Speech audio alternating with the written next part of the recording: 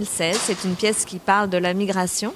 On a déjà beaucoup tourné au Sénégal avec ce spectacle, mais actuellement on finit une tournée de 4 semaines où on a été dans le sud du Sénégal, à Tambacounda, Kolda, Sédhiou, et donc on finit cette semaine avec la banlieue de Dakar. C'est un projet qui est soutenu par l'OIM et le programme Aware Migrants. Et on est là donc pour discuter en fait de la migration irrégulière. On présente le spectacle et ensuite on a des discussions avec les spectateurs sur la migration, ce qu'ils en pensent et sur ce phénomène de migration irrégulière. Voilà, pouvez-vous revenir sur l'objectif visé à travers cette prestation? Nous, on est là vraiment pour montrer les dangers de cette migration et donc essayer quand même de sensibiliser un petit peu surtout les jeunes en fait. C'est vrai que cette tournée a été plutôt ciblée vers la jeunesse. On a joué beaucoup dans les collèges et les lycées et voilà, essayer de faire qu'ils ne partent pas comme ça sans réfléchir en prenant des routes qui les conduisent souvent directement vers la mort dans le désert ou dans la mer. Donc on essaye de discuter avec eux pour qu'ils prennent conscience de ça. C'est très très difficile parce que les jeunes, ils veulent aller ailleurs, ils entendent beaucoup de choses sur l'Europe qui souvent ne sont pas vraies. Ils veulent aller découvrir par eux-mêmes, mais voilà, il y a les voies légales. C'est-à-dire que oui, les gens, il faut qu'ils partent s'ils veulent partir, mais par voie légale, il ne faut surtout pas partir comme ça et dépenser autant d'argent dans un voyage tellement dangereux qui finit bien souvent très mal. Notre tournée, il nous reste une seule date au Centre Maurice Gay de Rufisque samedi soir. Et puis on va s'arrêter un petit moment et on verra. C'est vrai que c'est un phénomène qui continue. maa ngi tudd As bi projet spectacle bi mu ngi tudd Doutiva bu ñu koy tekki ci wolof mooy fan nga jëm waa OIM ñoom ñoo ko financé muy wax ci immigration clandestine am ñu koy wax immigration irrégulière bu ñu koy tekki ci wolof dañ naan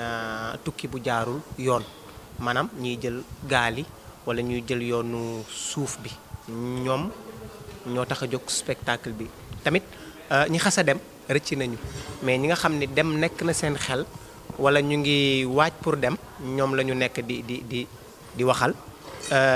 dañu koy def ci 4 régions muy Dakar Tamba Kolda Sédhiou dëkk bu ñu dem dañuy cibler ñi nga xam ne ñoom ñooy jeunes yi élèves yi ak tamit waajur yi spectacle bi bu ñu ko defee ba pare dañuy waxtaan ak ñoom ci risque yi nga xamante ni moo am ci yoon bi di wax tamit ni pièce bi defuñu ko pour wax nit ñi ni toog leen wala dem leen mais xam leen wala xalaat leen bu baax lan moo leen di xaar ci yoon bi yan jafe-jafe moo am ak tamit nit ki war na mën a tukki jaar ci yoon bu leer te du sonn du tayle bakkanam ci ndox mi du tayle bakkanam ci yoonu suuf bi loolu moo tax a jóg tournée bii nii ñu nekk. waaw du ma wax ni dafa rate wala. ndax ñu ngi doog a commencé parce que pièce bi ñu ko defee c'était en 2016 booboog léegi dem na ay tournée mais tournée bu mel ni ñu ngi koy doog a tàmbali dama naan su matee weer ci lay yem kon ci biir weer mënuñu ci def bilan pour wax ni est-ce que baax na walla bon na donc il faut ñu def li ñuy def ba noppi jaar fi ñu war a jaar ba noppi après nag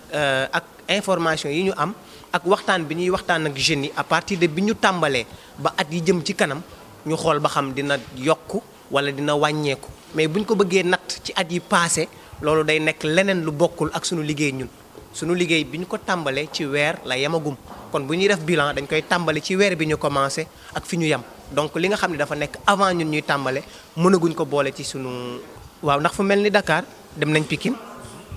dem nañ Guédiawaye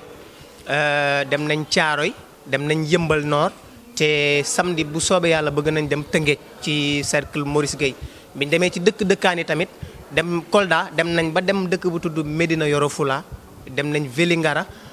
bi ñu demee Sédhiou dem nañ dëkk bu tudd Fawoun dem nañ Marsassoum Fawoun bi ñu demee dafa am ñu seen lii dafa waroon teel a ñëw ndax matagul sax une semaine benn jeune boo xam ne moom menuisier la yoroon atelier bu mag dem ba am ay terrain ay hectares dem ba am ay nag yu mu moomal boppam mais ay xaritam yu nekk fee daal ñoo ko topp naan ko fii neex na ba mu jaay loolu yëpp dem àggul semaine bi passé bi ñu fa jógee la ñu ni semaine bii ñu génn la ñàkk bakkanam ba ñoom sax dañ ni woon noo kenn du fa yëngal mais bi ñu leen nee noo spectacle bi wax ci ñiy jël ci ñiy tukki la ci lañ ko accepté donc am na fu ñu dem foo xam ne dañ ñu lii daf fi waroon teel a ñëw donc yemuñu rek biir Dakar yemuñu rek tamit comparé ñu ni Tamba rek yem ci biir Tamba déedéet Tamba aussi dem nañ ba Missirah dem nañ ba Kotiari donc ñu ngi jéem a tas dugal ko ci dëkk yi nga xam ni sax dama naan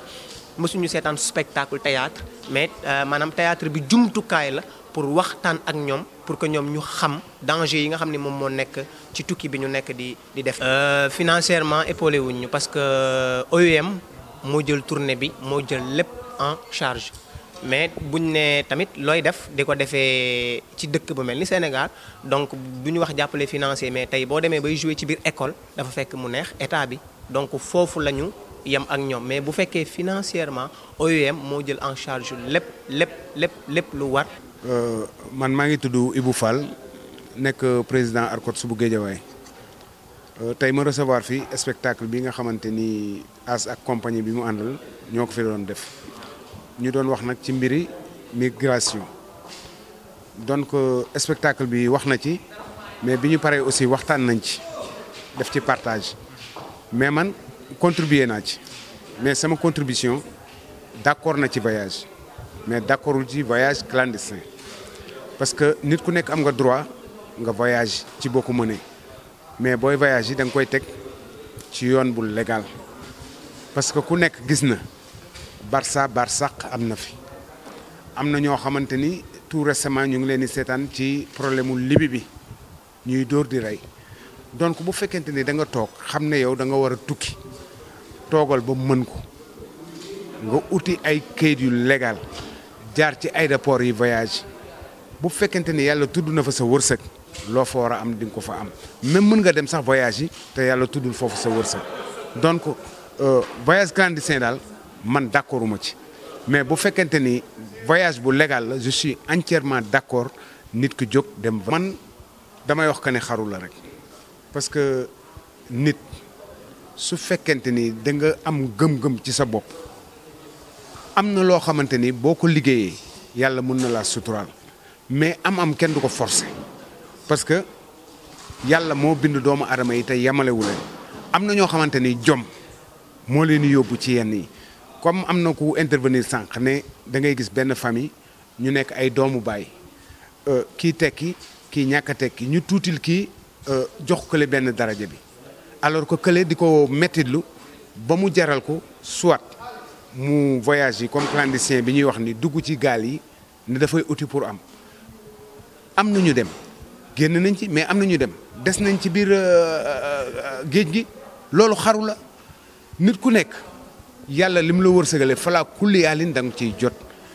amal sa jom am sa fulla nangoo liggéey lu mu tuuti